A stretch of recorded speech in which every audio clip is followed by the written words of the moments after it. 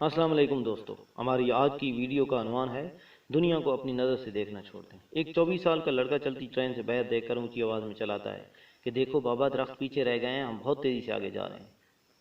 باپ اس کی طرف دیکھتا ہے اور خوش ہو کر مسکرا دیتا ہے۔ ایک نوجوان جوڑا بھی 24 سال کے لڑکے کے قریب بیٹھا ہوتا ہے اور غور سے اس کو دیکھ رہا ہوتا ہے اور سوچ رہا ہوتا ہے کہ اتنا بڑا ہو گیا ہے اور کتنی بچگانہ حرکتیں کر رہا ہے۔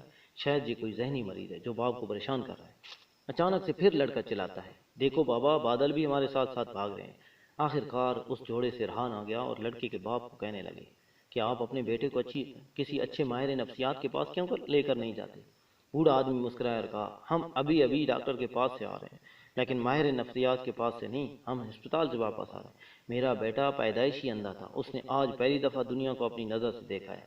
آج 24 سال بعد اس کو اپنی نظر سے دنیا کو دیکھنے کا موقع ملا ہے۔ اس کا یہ رویہ آپ کے نزدیک احمقانہ ضرور ہوگا، لیکن میرے لیے یہ کسی معجزے سے کم نہیں ہے۔